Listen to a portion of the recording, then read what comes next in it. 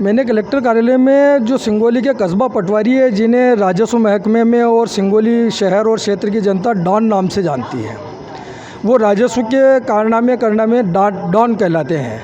और उन्होंने भूमाफियाओं की एक गैंग बना रखी है, जिससे वो गरीब लोगों की या जो सीधे साधे भोले लोग हैं उनके बिना कब्जे की वो सर्वे नंबर ढूंढ के वहाँ की रजिस्ट्री करवा लेते हैं और फिर उस ज़मीन को कानूनी कागजी कपड़े पहना करके, स्वयं पटवारी है तो तरमीम उठाना, बटांकन करना, नामांतरण करवाना, वो सारे कागजी कानूनी कपड़े पहना करके और वो उस ज़मीन को हड़पने का खेल खेलते हैं। फिर वो न्यायालय में भी जाते हैं तो पीड़ित पक्ष न्याय नहीं मिल पाता है, चूँकि कागज़ डॉन के पक्ष में बोलते हैं, उसकी गैंग के पक्ष में बोलते हैं। तो पटवारी डॉन बालकिशन धाकड़ ने मेरी बड़ी मम्मी जो है कौशल्याबाई तिवारी, उनकी जो 70 नंबर सर्वे में जो ज़मीन है, खाता भूमि है, खाता भूमि के बारे में डॉन पटवारी ने अपने निजी कर्मचारी जगदीश के नाम पर अपनी गैंग माफियाओं के साथ मिलकर और उस खाता भूमि के बाड़े की रजिस्ट्री करवा ली और विक्रेता मुबारिक के नाम से वहाँ पे तहसील में रास्ता उस बाड़े को हटाने के लिए रास्ते हेतु वहाँ पे मुबारिक के फर्जी हस्ताक्षर से दावा पेश कर दिया।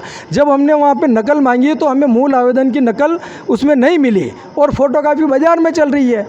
तो हमने जब उनसे नकल मांगी, भाई हमें मूल आवेदन की आप नकल दीजिए, तो नकल वहाँ उपलब्ध नहीं है और फोटोकॉपी पे दावा चल रहा है। और मुबारिक के फर्जी हस्ताक्षर करके और तहसील में दावा किसने पेश किया, ये जांच का विषय है। और वहाँ से मूल आवेदन चोरी हो गया है फाइल से या गायब हो गया, हमें नकल नहीं मिली है, तो ये जाँच का विषय है। उसे कौन चोरी करके ले गया, डॉन बालकिशन पटवारी चोरी करके ले गया या उसकी माफिया गैंग चोरी करके ले गई। और ऐसे सरकारी कार्यालय से और फाइल से अगर सरकारी दस्तावेज चोरी होंगे तो न्याय की उम्मीद कहाँ की जा सकती है, जब सरकारी कार्यालय ही सुरक्षित नहीं है। तो इस हेतु मैं निवेदन माननीय कलेक्टर महोदय को करने आया हूँ और कलेक्टर महोदय को मैंने आवेदन दिया है। तो कलेक्टर महोदय ने मेरे आवेदन पर जांच दल बना करके और जांच करने के लिए लिखा है।